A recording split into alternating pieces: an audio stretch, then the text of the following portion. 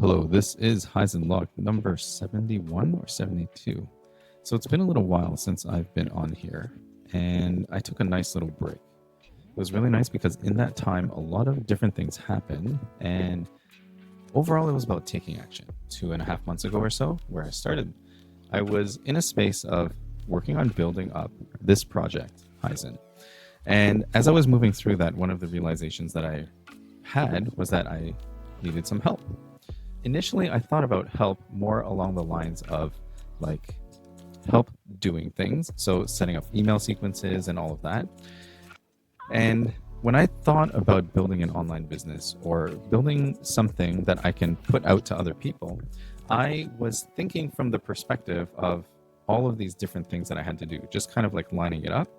And it was getting a little bit overwhelming because there was too much going on. So I took a pause, and when I stepped back, I realized that what I actually needed to do was take smaller steps. I wanted help initially with setting up emails and writing all these things. In some ways, it felt like I was doing things that didn't directly tie to the result that I wanted. So the help that I got in the last couple of weeks was I started to engage a coach. And Christian, my coach, has been helping me realize. I started doing sessions one-on-one with people working on dissolving limiting patterns and installing empowering states.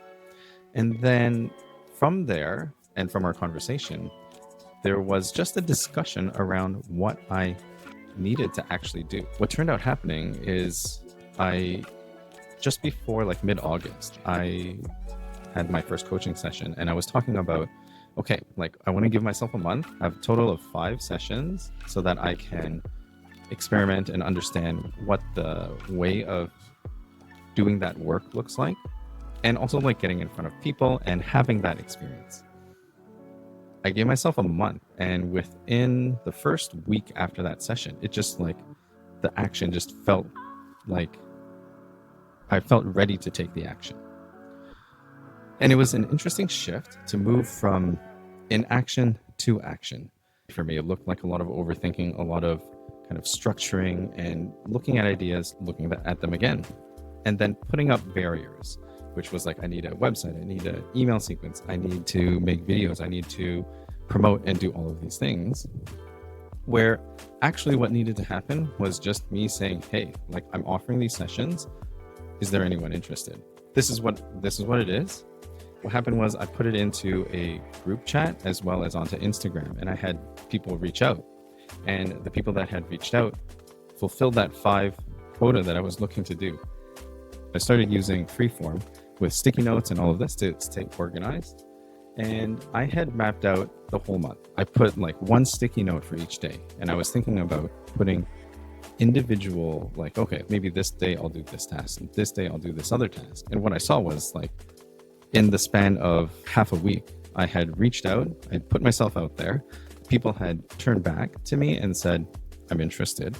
And I booked the sessions. It was like collapsing a month's worth of work down into 1 week. That was kind of trippy to see. I gave myself that runway, but really, I didn't necessarily need it. So that was a really good learning there. The other piece that I am currently working on is I'm building out a mini course. I'm thinking of Haizhen Way. It used to be called Shore to Core. And really the idea is, how do you use your human design strategy and authority so that you can move and make choices in alignment? There I was overcomplicating it as well, where I wanted to initially make a large course, starting from understanding how you get into alignment, working through deconditioning and letting go of the patterns that really block you, and then stepping in and defining that new state that you can move into. And that was a lot. So I then created this small course. So that was another thing that I worked with Christian on, to just say, this is what I'm doing. The idea of making something real is quite interesting if you think about it, because first you have an idea, and that idea, almost like a seed that you plant, it can gestate and it can grow. But if all you do is just look at the seed and examine it, it's not going to really do anything. You need to take action, put it into the ground, nurture it, water it, do all of those things. So finding the first small step that I could actually take was crucial to say, like, I'm going to just focus on this thing. And with the goal of actually selling one of these courses within a month. I know that I had been sitting on this idea for a long time. I had some slides and like some rough structure that I'd put together, but since then, my thinking has changed and I've kind of updated to streamline it a lot more. With that new knowledge, with that new learning, and then with this push, this call to action, I was able to outline this course. I started just working on it and just doing things. Part of doing things is not worrying about the result. What I used to do was sit there and try to make the result as perfect as possible, to think like, oh, this is not good enough. And that is a huge barrier. And why was it not good enough? Well, partly because I hadn't done it before and I couldn't feel into what I was doing. So in the moment, I wasn't feeling it, so I wasn't doing the action. The funny thing is, when you make the action, then you start having the feeling of that feedback of what that action looks like.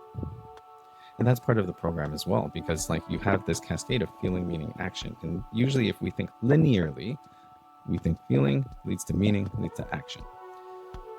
But then the action causes another feeling. And this is like the chain of cause and effect. So that when you have an action that creates a feeling, the middle part, that meaning, is what you assign to it. And what I was assigning was I had this feeling of like, I don't know, like apprehension. I was stopping. I wasn't feeling like the person that I wanted to be. So then I paused and kind of reconsidered what was happening. When I paused to reconsider what was happening, I realized that I kind of didn't know where I was moving. So having that clarity of direction and thinking about like what I actually wanted to be, how I wanted to embody this whole process became part of the work. So I started to think, am I like a creator? Am I a content creator? Am I some kind of change worker? And ultimately, like those are all labels. What I wanted to feel was to be able to stand in front of people to share a message. And in sharing that message, to help people move along, to help people help themselves so that they can help others. That's what's really important to me. And that's been a bit of a guiding light. The other realization that I had, especially like looking through the other videos that I had uploaded, was I realized I would over-explain things rather than just being direct about it. It's really to be that focused and penetrating voice. That's the aura, that's the vibe. So then, rather than assuming that people don't understand what I'm saying, I can just say the thing and have others consider it. The people where the message lands, they're the ones who are ready to hear it. It comes back to this idea of wanting to help everybody. And when you want to help everybody, it's very hard to help anybody because your message then turns to be very vague and very hard to connect with. So for me, as I'm building this and I'm working through, I'm realizing that I would love to help people that are in my position. Because my history, what I've done, I've worked in healthcare, I work in hypnosis with change work, I do human design readings, and all of these things really tie into the way that I helped myself get to this point. Get to a point where I can understand where my boundaries are. Get to a point where I can understand the best way of engaging with my energetics, with my day-to-day life, so that I can show up better for the people around me. And that's one of the biggest learnings, whether it's through hypnosis, whether it's through human design, whether it's through another modality, Reiki, therapy, anything that you might use.